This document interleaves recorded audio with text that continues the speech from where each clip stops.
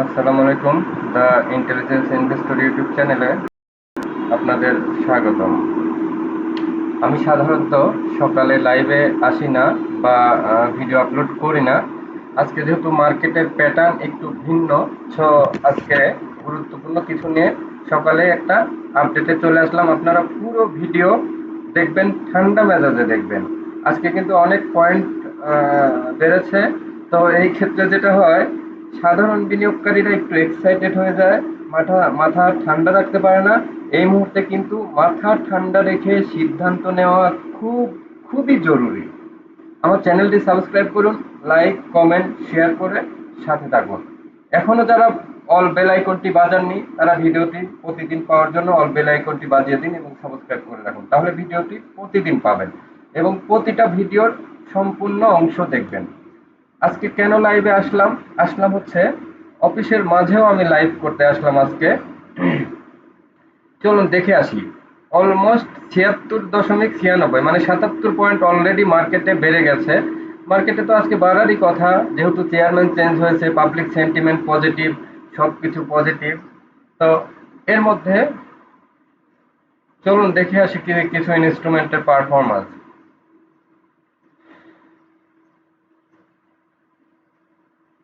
জেনেক্সিল আজকে কিন্তু সকালে আমি নিয়েছি। সানলাইফ আজকে সকালে আমি নিয়েছি, ব্রেকআউট হলো, এখন যা চান্স পাচ্ছেন নিয়ে নেন। সানলাইফ কিন্তু আপনারা মিস করবেন। প্রথমেই দুইটা স্টক নিয়ে বলে দিলাম, আর বাকিটা ডিটেলস বলো। আজকে মূলত আপনাদের ইন্স্যুরেন্স সেক্টর এবং ফাইন্যান্সিয়াল সেক্টর, এই যে ফার্মাসিউটিক্যাল সেক্টর, তিনটা সেক্টর ভ্যালু অনুযায়ী, এই যে পরপর তিনটা সেক্টর, চারটা সেক্টর লিড নিয়েছে। তো আমি আপনাদের অলরেডি লাইফ এবং টেক্সটাইল এবং ফার্মাসিউটিক্যালস, ইন্স্যুরেন্স এবং ফার্মাসিউটিক্যালস দুইটা সেক্টর নিয়ে আমি গত 2 দিনে বলেছি। দেখেন, 1 এবং 2 নম্বর সেক্টরে এই দুইটা সেক্টর আছে। এবং আজকে ইঞ্জিনিয়ার নিয়ে কথা বলার কথা, এর মধ্যে ইন্স্যুরেন্স সেক্টরটা লিডিং এ আছে গেইনারের দিক থেকে, এবং টেক্সটাইল সেক্টর লিডিং এর দিকে যাচ্ছে। তো এই পরিস্থিতিতে আপনারা কোন সেক্টরে থাকবেন? আপনারা কোনো সেক্টরে থাকবেন না। একটা স্টক ঠান্ডা মাথায় পিক করবেন। একটা পেয়ে গেছেন, আর 10টা ভালো হচ্ছে ওইটা তো দেখার দরকার নেই। আপনার হাতে শেয়ার, সাপোজ সানলাইফ ইন্স্যুরেন্স, আমি বারবার আপনাদের টাচ দিয়েছি। সানলাইফ ভালো হচ্ছে, আজকে 7-8% বেড়ে গেছে। অন্য আরেকটা হল্টেড হোক না, আপনার তো কিছু যায় আসে না। আপনার হাতে তো একটা ভালো শেয়ার আছে, তাহলে আপনি এত এক্সাইটেড, এত অস্থির মানসিকতা কেন? কিছু ট্রেডার আছে সকালে ফোন দিয়ে, ভাই এটা হল্টেড হবে, এটা কিনেন, এটা কিনেন। ট্রেডারকে একদম পাগল বানায় ফেলে। ভাই, এত এক্সাইটেড হয়ে কোনো সিদ্ধান্ত নেবেন না। ঠান্ডা মাথায়, হ্যাঁ এখন কিনবো, 1 টাকা বেশি লাগুক, 2 টাকা বেশি লাগুক, নো প্রবলেম। শেয়ার যেহেতু হবে 140, তো আমি T76 T82 একটা রেটে কিনলেই হলো। এই জন্য ট্রেডারকে প্রেসারে রাখা, নিজে এক্সাইটেড হয়ে যাওয়া, নিজের ঘুম নষ্ট করা, এগুলো কখনোই করবেন না। তো চলুন দেখে আসি। আজকে আপনাদের দুইটা গুরুত্বপূর্ণ সেক্টর দেখাবো। আজকে আজকে দুইটা গুরুত্বপূর্ণ সেক্টর এই জন্যই দেখাবো, আমি সাধারণত ফাইন্যান্সিয়াল সেক্টর নিয়ে কখনোই কোনো ভিডিও দিই না। মানে জাস্ট মার্কেট বোঝার স্বার্থে আপনাদেরকে আজকে ফাইন্যান্সিয়াল সেক্টর নিয়ে একটু দেখাবো।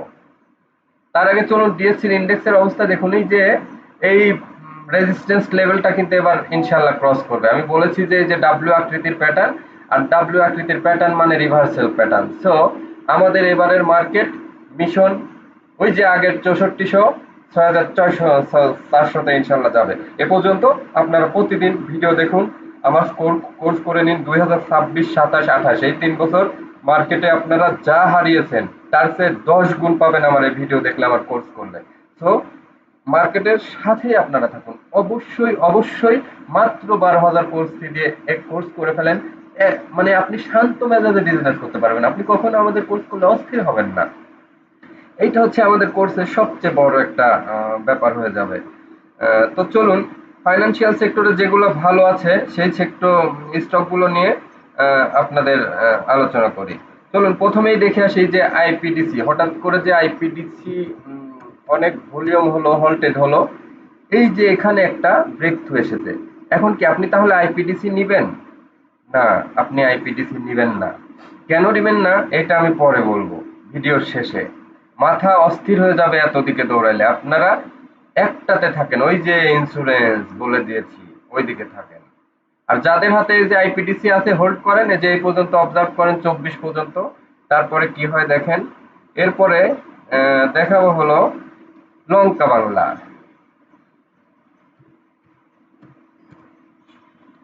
এই যে লঙ্কা বাংলা, এইবার প্রশ্ন, লঙ্কা বাংলা কি নেওয়া যায়? অবশ্যই নেওয়া যায়। কেন নেওয়া যায়? আইপিটিসি শুধুমাত্র আজকে ভালো হয়েছে, আর লঙ্কা বাংলা কি হচ্ছে, সে একটা কন্টিনিউশন প্যাটার্নে চলে আসছে। এই যে আমি বলি সবসময় ট্রেন্ড শুরু হলে স্টক নেবেন, ও কিন্তু একটা ট্রেন্ড শুরু করেছে। আরেকটা বড় ব্যাপার, মার্কেট ভালো হলে, ইন্ডেক্স ভালো হলে বেক্সিমকো লিমিট, লঙ্কা বাংলা এই ধরনের শেয়ারকে ফেলে রেখে কিন্তু মার্কেট সাধারণত ভালো হতে পারে না। এখন তো বেক্সিমকো মাঠে নাই, বেক্সিমকো থাকলে দেখতেন এখন মার্কেটে সবচেয়ে ভালো পয়েন্টে কন্ট্রিবিউশন করতো। ঠিক লঙ্কা বাংলা সেম। কোন স্টক যারা ইন্ডেক্সে লিড দেয়, সেই সব ইন্ডেক্স ফেলে রেখে মার্কেট কিন্তু আগাইতে পারবে না। ইন্ডেক্স ভালো হলে লঙ্কা বাংলাকে সাথে নিয়েই আগাইতে হবে। তো লঙ্কা বাংলা সম্পর্কে আশা করি আপনারা ক্লিয়ার, কি বলে দিলাম। এরপরে চলুন পিএলএফ। পিএলএফটা মাত্র শুরু হচ্ছে, ডাউন ট্রেন্ড এখনো ক্লিয়ার হয়নি। এই যে এখন অনেক আগে যেগুলো গেম হয়েছে ওইগুলো কিন্তু এখন কি অবস্থায় আছে। আপনারা আজকে শুধু ভলিউম যেগুলো হয়েছে ওই স্টক গুলোই নেন। তো এর মধ্যে শুধুমাত্র লঙ্কা বাংলা এবং আইপিডিসি এই দুইটারই ভলিউম হয়েছে। আরেকটা শেয়ার ভালো আছে আইডিএলসি, আইডিএলসিটা দেখতে পারেন। আইডিএলসিটা অনেক ভালো শেয়ার, অনেক নিচে আছে। এই যে আইডিএলসিটা কি করলো, 2 দিন স্লো থেকে আজকে কিন্তু একটা গ্রিন ক্যান্ডেল দিয়ে এটাকে কভার করতেছে। এইটা খুবই পজিটিভ একটা সাইন। আইডিএলসি এখান থেকে যদি এই যে এই রেঞ্জটা ক্রস করে, তাহলে কি হবে, 42 টাকা ক্রস করলে দীর্ঘদিনের ব্যারিয়ার। এই শেয়ারটা কিন্তু এখানে থাকে না, এই শেয়ারটা 60 টাকা শেয়ার। তো এইখানে কি পড়ে থাকবেন না? যারা ফাইন্যান্স পছন্দ করেন তারা আইডিএলসি, লঙ্কা বাংলা এই দুটা নিতে পারেন। আইপিডিসি আমার আসলে এতটা পছন্দের না। কোনো একটা স্মার্ট মানি ঢুকেছে 67 লাখ, ভলিউম সবচেয়ে আইপিডিসির বেশি, একটা স্মার্ট মানি ঢুকেছে বোঝাই যাচ্ছে। ওই যে আগে যারা 40 টাকা 50 টাকা করেছিল ওই গ্রুপটা হয়তো এবার তাদের ফান্ড রিলিজ করার জন্য এটা। আরেকটা স্টক ভালো আছে, এই যে ন্যাশনাল হাউজিং ফাইন্যান্স স্টকস এর ভিতরে। আমি শুধু ভালো স্টক গুলো নিয়েই বলছি যেগুলো ভালো আছে। এই যে ন্যাশনাল হাউজিং ফাইন্যান্স দেখেন, ফাইন্যান্সের ভিতরে ধীরে ধীরে একটা লিড নিয়েছে, কয়েকদিন বাড়ার পরে আজকে বড় একটা ক্যান্ডেল দিয়েছে। এখন কি কিনবেন? না, এটা কিনবেন না। আপনি যদি এখন কিনতে হয় তাহলে লঙ্কা বাংলা কিনতে পারেন। আপনার যদি এখন কিনতে হয় তাহলে আইডিএলসি কিনতে পারেন। ওই দুইটা কেনার পজিশনে আছে। তাহলে বাই পজিশন হিসেবে, স্মার্ট মানি হিসেবে যদি পজিশনিং করি তাহলে আইপিডিসি 1 নাম্বার। কিন্তু বাই পজিশন সবকিছু মিলিয়ে, এনভায়রনমেন্ট মিলিয়ে, শেয়ারের ফেস ভ্যালু, ফান্ডামেন্টাল সবকিছু মিলে যদি বলি, লঙ্কা বাংলা এবং আইডিএলসি এই দুটা শেয়ার কিনবেন। এবার চলুন আপনাদের চলে যাব ইন্স্যুরেন্স সেক্টরে। খুবই গুরুত্বপূর্ণ সেক্টরে যাচ্ছি, মনোযোগ রাখবেন, শেষ পর্যন্ত ভিডিওটা দেখবেন। চলুন, যে শেয়ারটি নিয়ে আপনাদের এতদিন বলা হলো, সানলাইফ আজকে কিন্তু হোল্ড করে দিল। কারা কিনেছেন কারা পেয়েছেন জানি না। এই শেয়ারটি 140 টাকা যাবে, এই যে ব্রেকআউট নিয়ে নিল 140 যেতে কিন্তু আর সময় নেবে না। এটা এখন আপনারা একটা ট্রেনে উঠে গেলেন। তো সানলাইফ নিয়ে বললাম, এবার লাইফের ভিতরে আর কোনোটা নিয়ে বলবো। হ্যাঁ, লাইফের ভিতরে আরেকটা স্টক নিয়ে বলা যায়, সেটা হচ্ছে রূপালী লাইফ।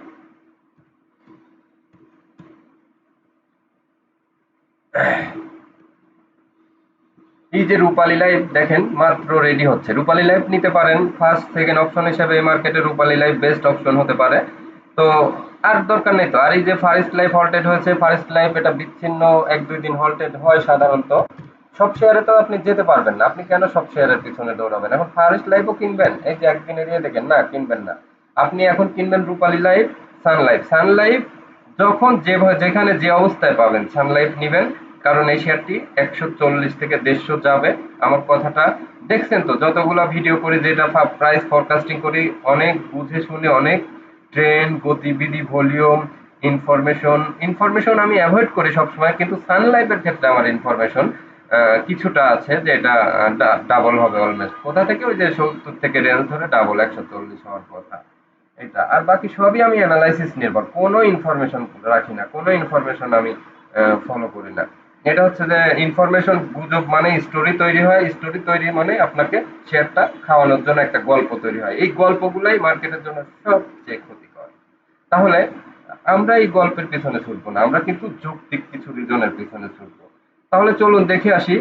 আজকে হচ্ছে যে আমি কিন্তু প্রাইস এবং ভলিউম দুইটাই যেটা হিট করেছে সেই শেয়ারগুলো আপনাদের দেখাবো। তাহলে ভলিউম হয়েছে কোনটা? এখানে বিজিআইসি ভলিউম হয়েছে। চলুন দেখে আসি বিজিআইসি কি অবস্থা। বিজিআইসি এই যে একটা ব্রেকআউট নিল। এখন বিজিআইসি যদি ইন্স্যুরেন্স সেক্টর লিড দেয় তাহলে ধরে রাখেন বিজিআইসি ডাবল হবে। গেল। বিএনআইসিএল এর কথা আপনাদের কতদিন বলেছি যে 120 হবে, কোথা থেকে বলেছি? এই যে এই লেভেলটা যখন 85 লেভেলে যে ব্রেকআউটটা দেয় তখন থেকে আমি বলেছি 120 হবে। 120 হতে আর কত বাকি নেই কিন্তু। তো আমার স্টক সিলেকশন গুলো দেখছেন? আমি কিন্তু গতকালকের ইন্স্যুরেন্সের ভিডিওতেও বলেছি যদি এক নাম্বার হিসেবে আপনাদের ইন্স্যুরেন্স সাজেস্ট করি তাহলে সান লাইফ, ২ নাম্বার ইন্স্যুরেন্স লাইফ সেক্টরে যদি সাজেশন করি সান লাইফ, যদি ইন্স্যুরেন্স সেক্টরে সাজেস্ট করি তাহলে ১ নাম্বার হিসেবে বিএনআইসিএল।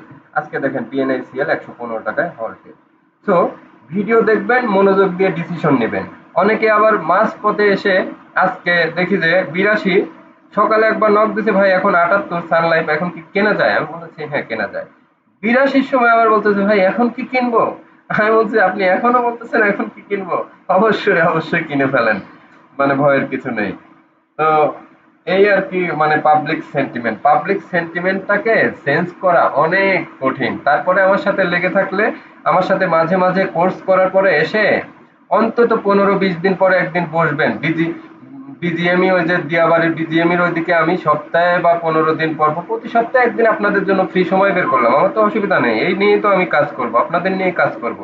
তো কোর্স করার পরে প্রতি সপ্তাহে বা ১৫ দিন পরে ব্রেনটাকে কুল করার জন্য, ম্যাচিউরিটি বাড়ানোর জন্য, গুড ডিসিশন নেওয়ার জন্য একদিন এসে মাসে অন্তত একদিন হলে চা খেয়ে যাবেন। দেখবেন পুরো মাসের ওভারভিউটা একদিনে হয়ে যাবে। কোথায় ভুল করলেন, কোথায় মিস্টেক করলেন, কোথায় এইটা করা দরকার ছিল, কি করতে পারেন নাই। এটা কিন্তু আমরা এত শেখার পরে আমাদের এখন 10% আমাদের মিস্টেক হয়, কিন্তু আমাদের 80%, 70%, 80% ডিসিশন ভেরি কুল এবং ভেরি গুড ডিসিশন নেই।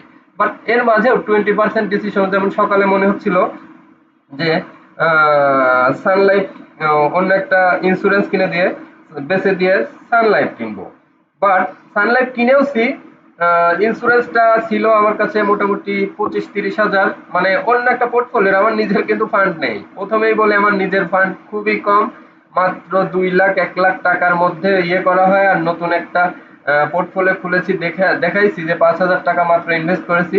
কিন্তু আমি একজনের পোর্টফোলিও ম্যানেজমেন্ট করি, তার পোর্টফোলিওতে আজকে সানলাইফ কিনেছি সকালেই ৭৭-৭৮ লেভেলে। তো ওখানে আমার এশিয়া ইন্স্যুরেন্স ছিল অনেকগুলা, ভাবলাম যে এটা সেল করে সান লাইফে কনভার্ট করি।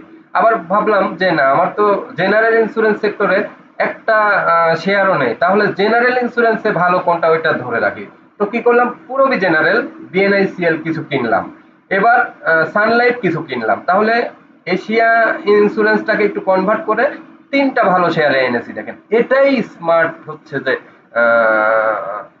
ডিসিশন, এটাই হচ্ছে যে কৌশল, এটাই কুল মাথায় পোর্টফোলিওটাকে বারবার রিফর্ম করা। আমি ইন্স্যুরেন্স থেকে ইন্স্যুরেন্সেই থেকেছি, কিন্তু তুলনামূলক বেটার ইন্স্যুরেন্স বেছে নিয়েছি, বেটার একটা লাইফ বেছে নিয়েছি। তো এই যে বেটারটা বেছে নাও, আমি প্রতিদিন বলি যে ১০ নাম্বার ৯ নাম্বার শেয়ার মাইনাস করে ১ নাম্বার ২ নাম্বারের দিকে যাবেন। এভাবে যেদিন দেখবেন যে ১০টা শেয়ারই আপনার পোর্টফোলিওতে অনেক স্ট্রং, সেদিন থেকে আর পোর্টফোলিওতে সহজে হাত দিবেন না। আর যদি হাত দেন তাহলে আপনি এই পোর্টফোলিও কখনোই ঠিক মতো ঠান্ডা মাথায় রাখতে পারবেন না। আপনার শেয়ার ১০টা পোর্টফোলিওতে ১টা ২টা প্রতিদিন হল্টের হচ্ছে যদি দেখেন, আপনার পোর্টফোলিওতে হাত দেওয়া দরকার কি ভাই? যদি কখনো মনে হয় যে হ্যাঁ এর ভিতরে আবার ট্রেন্ড নষ্ট হচ্ছে, টেম্পার নষ্ট হচ্ছে ২-৩টা, আবার রিফর্ম করেন, আরেকটা ভালো স্টক পেয়েছেন তখন সিদ্ধান্ত নেন। কিন্তু একটা সেট আপের পরে ভালো সেট আপ কখনো নষ্ট করবেন না। ঠিক আছে, এরপরে চলুন চলে যাই। আমার একটা খুব পছন্দের শেয়ার, বাট এই শেয়ারটা খুব বেশি আগাইতে পারে না, তারপরে আমি দেখায় আসি ইস্টার্ন ইন্স্যুরেন্সটা। ইস্টার্ন ইন্স্যুরেন্স এই যে গতিটা ভলিউম নাই, এজন্য এটাকে আমি আপনাদের ইয়ে করতে বললাম না। এর মধ্যে চলুন গ্লোবালটা দেখে আসি। গ্লোবালের কি বলে? গ্লোবালটা কিন্তু এই যে বলেছি এই লেভেলে একটা ব্রেকআউট দিলে আপনারা হচ্ছে এই ব্রেকআউটটা দিলে ৩৫ লেভেলে ব্রেকআউট দিলে এটা কিনবেন। তো গ্লোবাল মোটামুটি এখন বাই পজিশনে আছে। এরপরে আপনাদের আরেকটা দেখাই, চলুন গ্রিন ডেলটা দেখাই। সব ইন্স্যুরেন্স আজকে দেখাবো না, সিলেক্টিভ, রাত্রে সব ইন্স্যুরেন্স দেখাবো, আজকে কিছু সিলেক্টিভ দেখাচ্ছি। যে এটা এখনো ব্রেকআউট নেয়নি, ব্রেকআউট নেওয়ার পরে ডিসিশন। গতকালকে বলেছিলাম নিটল ইন্স্যুরেন্স নেন, আজকে চলুন নিটল ইন্স্যুরেন্সের অবস্থা দেখে আসি। যে নিটল ইন্স্যুরেন্স খুবই নাইস পজিশনে। এই যে এই যে একটা গ্যাপ তৈরি হয়, যে এই গ্যাপটা কিন্তু মার্কেটের জন্য খুবই ভালো। এই যে এই গ্যাপ, এই যে 33-এর পর একটা গ্যাপ দিয়ে 34-এ শুরু করছে, এই গ্যাপটা মানে কি? শেয়ারের কন্টিনিউশন প্যাটার্ন। আপনাদের কন্টিনিউশন প্যাটার্ন ধরাই দিই না মাঝে মাঝে? দিই তো, ফ্রি দেই।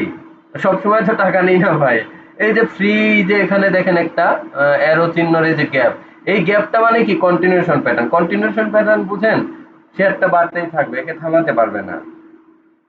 তো ঠিক আছে, এরপরে মার্কেন্টাইল ইন্স্যুরেন্স দেখে আসি চলো। মার্কেন্টাইল ইন্স্যুরেন্স কি হলো আজকে? এটাও কিন্তু একটা গ্যাপ তৈরি করে। এই যে একটা মার্কেন্টাইল ইন্স্যুরেন্সের ট্রেন্ড খুবই ভালো। মার্কেন্টাইল ইন্স্যুরেন্স অনেক ভালো অবস্থানে আছে। এটা দেখতে পারেন। প্রভাতি দেখে আসি চলুন। এই যে প্রোগ্রেস লাইফ মাত্র শুরু হচ্ছে, এটা দেখতে পারেন। প্রভাতি ইন্স্যুরেন্সটা দেখে আসি চলুন। এই যে প্রভাতি ইন্স্যুরেন্স খুব ভালো ট্রেন্ড নিয়েছে, কয়েকটা ইন্স্যুরেন্স খুব ভালো ট্রেন্ড নিয়েছে। আর রিলায়েন্স তো আগের থেকেই ছিল ট্রেন্ড। লাস্ট ভিডিওতেও বলেছিলাম যে রিলায়েন্স অনেক ভালো হতে পারে, এবং হচ্ছে।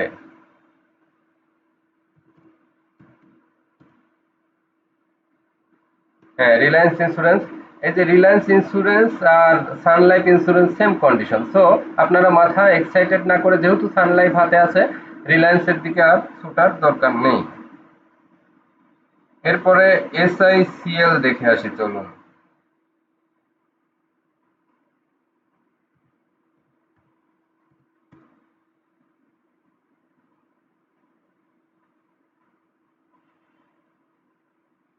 এসআইসিএল এখন এই মুহূর্তে নেওয়ার দরকার নাই, এদের পজিশন এই অবস্থা দেখতেছেন। তাহলে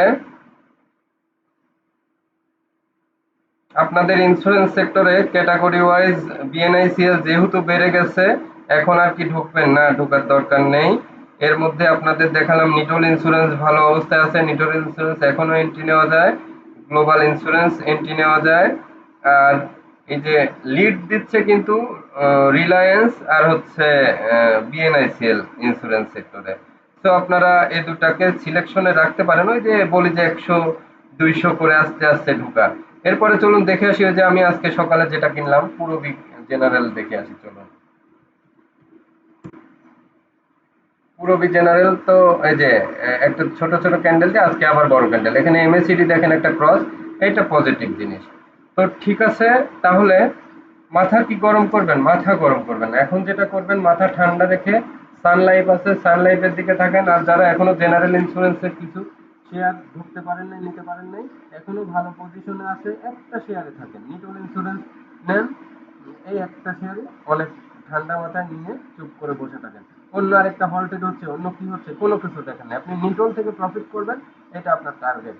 সবাই যদি 15 টাকা প্রফিট করে, আপনি 10 টাকা প্রফিট করলে তো চলবে, প্রফিট করলে হচ্ছে। 15 টাকা কেন করতে পারলাম না? অন্য সময় আপনি ওই 5 টাকার এগেনিস্টে অন্যজন দেখবেন 2 টাকা প্রফিট করছে, আপনি 50 টাকা প্রফিট করছেন। এই 5 টাকা ধরবেন না বারবার, কারণ মার্কেট কয়েক ধাপে, মার্কেট আজীবনের, এক সিজন না। বারবার আপনি প্যাটার্নে, আপনি রুলস এর ভিতরে থাকলে একবার হয়তো 10 টাকা প্রফিট হবে, আরেকবার আরেকজনের চেয়ে 5 গুণ প্রফিট হবে, কিন্তু আপনাকে নিয়মের ভেতরে থাকতে হবে। অস্থির হয়ে কোনো লজিক ছাড়া কোনো স্টক কিনবেন না। আজকে এ পর্যন্তই থাকলো সবার জন্য। Have a good day. সবাই ভালো থাকবেন, মার্কেট ভালো থাকলে তো সবার মন ভালো থাকে। আমার কোর্সটি মাত্র 12,000 টাকায়, ফান্ডামেন্টাল টেকনিক্যাল, অবশ্যই অবশ্যই কেউই মিস করবেন না কোর্সটি। কোর্স করে চলুন আমরা একটা টিম করে মাঝে মাঝে দিয়া বাড়িতে আড্ডা দিব, সপ্তাহে 1 দিন 2 দিন করে। সপ্তাহে 1 দিন হলে না, 15 দিনে 1 দিন হলে না। দিয়া বাড়িতে শুক্রবারে আমরা বসলাম বিজিএমই টাওয়ারের ওখানে। বসার অনেক ছোট ছোট রেস্ট, চা খাওয়ার একটা বিভিন্ন জায়গা আছে। আমরা সবাই বসলাম আর কি, ওখানে বসলে মার্কেট নিয়ে আলোচনা। এবং মার্কেটে কিন্তু 26-27 একটা গোল্ডেন টাইম যাবে। তো এই সময়টাতে আপনাদের টাকা কয়েক গুণ বানাতে হবে। সবসময় প্রফিট টার্গেট আমি দিই 15 থেকে 18, smart in profit yearly. But 26-27 18% profit করলে কিন্তু চলবে না। এখানে চান্সে 2 গুণ 3 গুণ প্রফিট করে ফেলতে হবে। ঠিক আছে? 18 বছরের তরুণ ইনভেস্টররা ভালো আছেন তো? একটু মজা করলাম ওবায়দুল কাকুর মতো। উনি কিন্তু খুব মজার মানুষ ছিলেন, আমার ওনার টোন গুলা খুব ভালো লাগতো। এই যে পেট্রোল পাম্প নিয়ে বলল, 18 বছরের তরুণ ভোটারেরা কেমন আছেন, বাবারা মায়েরা কেমন আছেন, চাচা চাচি কেমন আছেন, ডিজিটাল বাংলাদেশ কেমন আছেন, ভালো আছেন তো? সরি, একটু মজা করলাম আপনাদের সাথে। তাহলে আমার চ্যানেলটি অবশ্যই সাবস্ক্রাইব করবেন, লাইক কমেন্ট শেয়ার করে সাথে থাকবেন। আর সানলাইফ সানলাইফ সানলাইফ 7 বার যদি বলেন তাহলেও সানলাইফ সানলাইফ সানলাইফ। সানলাইফের বাইরে আপাতত চিন্তা করার দরকার নেই, একটা স্টক ভালো থাকলে একটা নিয়েই থাকেন, এত শেয়ার নিয়ে অ- গবেষণা অ্যানালাইসিস দরকার নেই। আপনার শেয়ার বাড়লে অন্য শেয়ার বাড়ুক, সারা মার্কেট হল্টেড হোক, আপনার কোনো সমস্যা নেই, আপনার শেয়ারটা হল্টেড হলেই হয়েছে। বা 5% 6% বাড়লে আমি খুশি। একটা শেয়ার 9% বেড়েছে, আমারটা 5-6% বেড়েছে, পরের দিন ওই শেয়ার দেখবেন যে স্লো, আমারটা আবার 5-6% বেড়েছে, একই তো কথা। এখানে তো কোনো ডিফারেন্স নেই। দিন শেষে একটা নির্দিষ্ট টার্গেট শেষে সানলাইফকে আমি কোথায় পেলাম, সানলাইফকে যদি আমি 120 থেকে 40-এর দিকে পাই, তাহলে এখান থেকে তো ভালো একটা প্রফিট পাবো। তাহলে অন্যদিকে আর এত তাড়াহুড়া করে আজকে এই গাছের আহ, ফল খাবো, কালকে ওই গাছের ফল খাবো, পরশু ওই গাছের ফল খাবো, পরের দিন গাছটাই কেটে খাবো, এইভাবে হবে না। ঠিক আছে? সবাই ভালো থাকবেন। আজকে এ পর্যন্তই। শুভকামনা থাকলো। আর আমার যদি কেউ কোর্স করতে চান অবশ্যই হোয়াটসঅ্যাপ কমেন্ট বক্সে লিঙ্ক নোট দিয়ে রাখবেন। আমি হোয়াটসঅ্যাপ নাম্বার দিয়ে দেবো, হোয়াটসঅ্যাপে নোট দিবেন। আর আমাকে কেউ ফোন করতে চাইলে 01716152634 এই নাম্বারে ফোন দিবেন। আর হোয়াটসঅ্যাপ নাম্বার 017220222, এটা আমার হোয়াটসঅ্যাপ নাম্বার। 017220222। আমি আবারও বলছি, 017220222। আরেকটা হোয়াটসঅ্যাপ নাম্বার আছে 01922321123। এই নাম্বারটা তুলনামূলক সহজ। 01922321123। সবাই হোয়াটসঅ্যাপে কানেক্ট হয়ে যাবেন। ভালো থাকবেন, শুভকামনা। আজকে এ পর্যন্তই। আল্লাহ হাফেজ।